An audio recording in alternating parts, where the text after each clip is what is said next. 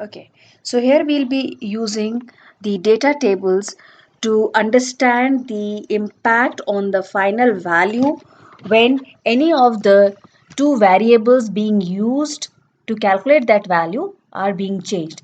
It is also some kind of sensitivity analysis, you can say, wherein when we change one value, what is the impact on the final result, or when we change another variable, what is the not the variable, in fact the value of that variable, then what is the impact on the final value. So let us say we take up this example where the number of employees is 50 and the organization is planning to give a gift to all the 50 employees, and the cost of that gift is, let's say, rupees 550. And now the organization wants to know, the company wants to know that let us say if we don't give this gift to all 50 people, then what will be the amount needed, or if we change the value of the gift, if we buy a higher um, a costlier gift or a cheaper gift, then what will happen. Or let's say they have a budget of a certain amount, if they want to keep their budget between 20,000 to 25,000 only, then what can they spend? Or maybe the maximum amount they can spend is 20,000, then what can be the cost of that or price of that gift. So here we have to calculate this using the what if analysis. Now what we do here is we calculate the value of this total expenditure when the total number of employees is 50 and the cost of gift is 550.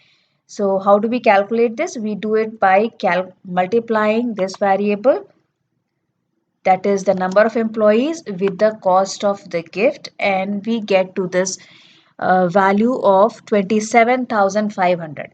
Okay, so 27,500 will be spent if all 50 employees are gifted with that 550 amount of that gift, right? So now let us see that if the number of employees is increased or decreased, or if the price of that gift is increased or decreased, then what happens, what is the impact on the total expenditure.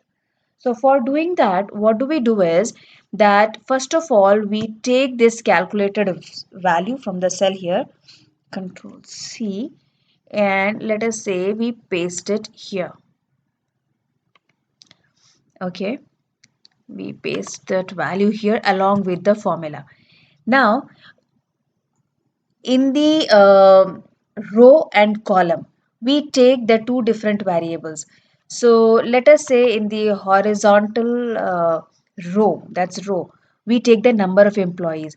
So what we do is, if the given number of employees on which we have calculated this expenditure is 50, then we start from a lower value of 50, a lower value than 50, so that we can get a range. So let us say we start from 30, 30, then next becomes 35, then next becomes 40 employees, then next becomes 45, then becomes 50 and 55. Why I'm taking these numbers as 30, 35, 40, 45? There's no specific rule. You can take 30, 31, 32, 33 also. It's just a simple uh, tentative guess that the values may range, may fall in this kind of a range. So let me take this as a 60. Okay, so keeping the value of 50 somewhere in the middle. Then if the cost of gift is 550, then we may think of, let us say the lowest we would like to go is let's say 300. Okay, so if the cost of the gift is 300, then what happens if we buy something of, let's say, 350? Then what will happen if we buy something of, let's say, 400? Then what will be the impact? And now let us pull this off to see that can we buy a gift of rupees 900. So we want to know the total expenditure in all these cases. In all these permutations and combinations, we want to know what will be the total expenditure. So for that, what do we do is that we go to data tab. From there, we go to what if analysis. Sorry, first let me select this whole thing. Select it and what if analysis. Go to data table. From there you have to put in the row input cell. Your row is this, right? And these are number of employees. These value, the original value is in this cell, right? Then column input cell. Column input cell, that is this column, right? And here the original value has been taken from this. Okay, so we have to take this as the column input cell, right? And then you simply have to press OK. Input cell reference not valid. I have done something wrong.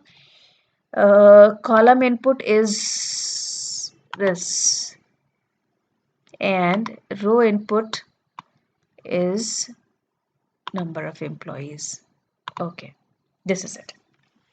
Actually, initially I had selected the same cell for row and column, which was wrong.